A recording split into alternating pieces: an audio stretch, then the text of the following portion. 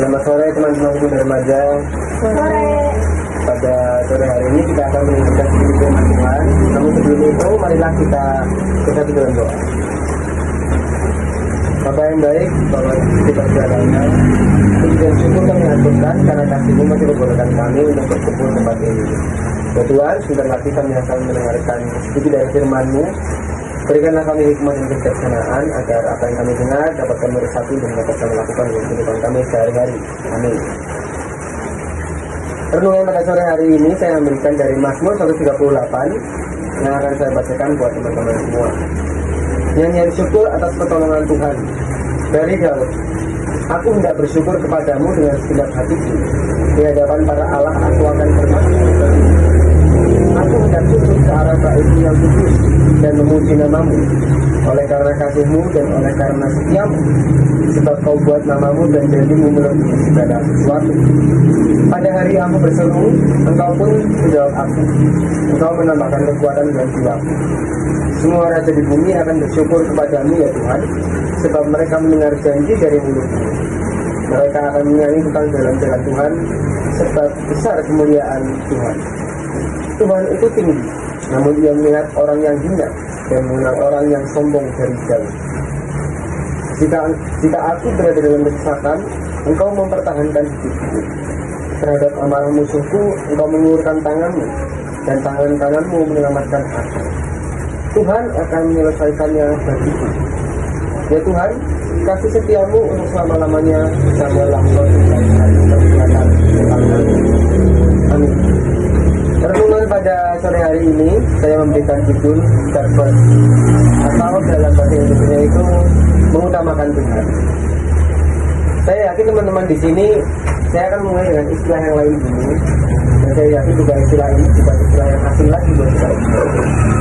Mungkin bagi yang perempuan apalagi ada Michelle dan ada Kuntara, istilahnya namanya ladies first.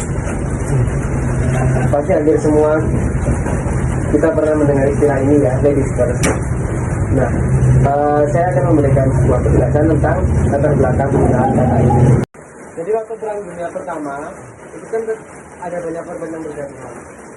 Terkadang dalam satu kelompok pengungsi itu ada laki-laki, ada perempuan. Nah, ketika saat pengungsi itu mau berpindah dari tempat persembunyian satu ke tempat yang lainnya, itu maka yang disuruh keluar duluan itu yang perempuan untuk mengecek situasi, apakah situasinya aman atau tidak. Kalau ada musuh berarti perempuan yang keluar duluan akan selamat.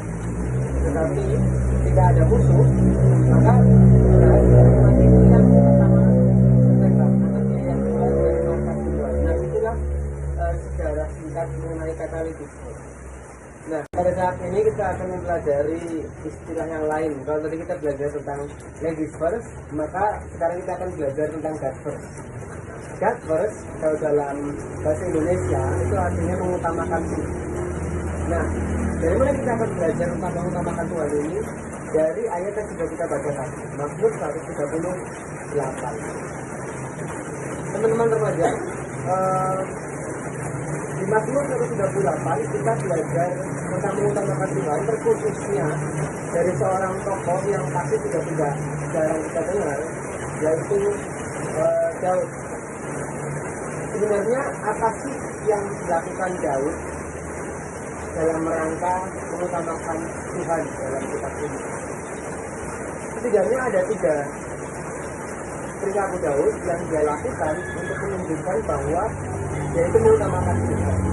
Yang pertama adalah bersujud di bait Allah dan memuji nama Tuhan karena penuhnya kasih setianya. Yang kedua, memberikan kesaksian akan kebesaran nama Tuhan yang dipuji oleh segala bangsa. Dan yang ketiga adalah mengingatkan semua orang bahwa sekalipun Tuhan itu Maha Kuasa, tetapi Ia tetap dekat dengan orang yang hina di mata manusia. Intinya adalah Daud mengutamakan hal bersyukur kepada Tuhan ketika ia menerima sesuatu yang baik dari Tuhan. Itu tadi beberapa tindakan yang dilakukan oleh Daud ketika ia mau menunjukkan bahwa dia itu mengutamakan Tuhan. Nah pertanyaannya adalah, apakah Daud mengutamakan Tuhan itu ketika dalam kondisi yang baik-baik saja, seperti yang sudah kita dengarkan tadi? Faktanya adalah tidak, teman-teman. Ada banyak pergumulan hidup yang dilalui oleh Daud. Mungkin salah satu contoh yang saya berikan adalah dia sebagai seorang ayah yang memiliki seorang anak bernama Absalom, dia dibenci oleh anaknya sendiri.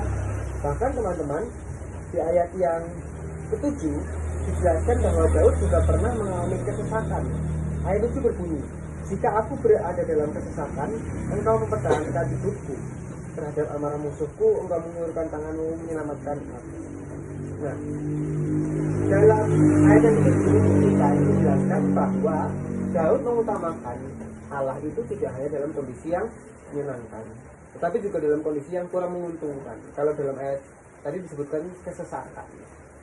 Nah, dari Mazmur 138, kita sebagai remaja pemuda bisa mengambil sangat banyak pelajaran di dalamnya. Apalagi kita sebagai orang muda yang bisa dibilang sedang dalam masa transisi menuju dewasa, akan ada banyak tantangan hidup, akan ada banyak cobaan-cobaan yang baik kita sadari ataupun tidak kita sadari akan kita hadapi.